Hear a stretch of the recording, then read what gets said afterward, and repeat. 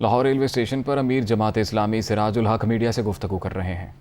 میں اس لیے نکلا ہوں کہ اپنے ملک کے غریبوں کو جگا دوں، اور یہ جو امراء کے عالیشان کوٹیاں قوم کی محنت، قوم کی قربانیاں اور قوم کی مال پر بنے ہیں، اب ان کوٹیوں کے رہنے والوں کو حساب کتاب دینا ہوگا۔ میں یقین رکھتا ہوں انشاءاللہ ہماری قوم اب بیدار ہو گئی ہے۔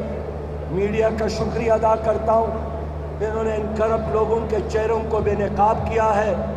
ان سیاسی لیڈروں کے نام، ان جرنیلوں کے نام، ان بیوروکریٹوں کے نام پاناما لیکس میں موجود تھے، پنڈورا پیپر میں ان کے نام موجود تھے، نیب میں ان کے نام موجود ہے، قرض لینے والوں میں ان کے نام موجود ہے۔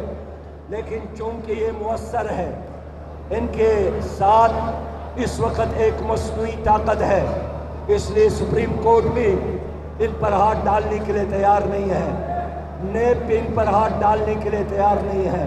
اب قوم کے ساتھ ایک ہی راستہ ہے، وہ جدوجہد کا راستہ، ظلم کے خلاف جہاد کا راستہ، اور قوم نہیں مانتی ہے، نہ نالائق کو مانتی ہے اور نہ سپر نالائق کو مانتی ہے۔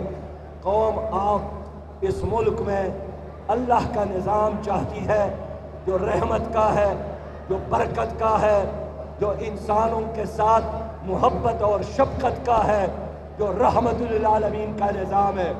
میں خبردار کرنا چاہتا ہوں، سودی نظام کے خلاف جو اپیل حکومت نے کی ہے، اس اپیل کو واپس لے لے، اس اپیل کو ہم مسترد کرتے ہیں، اور میں مطالبہ کرتا ہوں، میں عوام کی ترجمانی کرتا ہوں کہ مہنگائی کو ختم کر لے اور سودی نظام پر پابندی لگا لے، کرپشن کو بند کر لے، ورنہ یوم الحساب آنے والا ہے، پھر حساب کے لیے تیار ہو جائے۔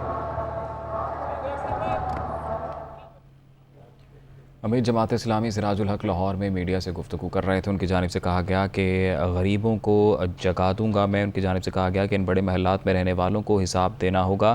قوم اب جاگ گئی ہے۔ ان کی جانب سے کہا گیا کہ میڈیا کا شکر گزار ہوں کہ انہوں نے ہمارا ساتھ دیا، اور ان بڑے بڑے چوروں کا نام پیناما اور پنڈورا باکس لیکس میں شامل ہے۔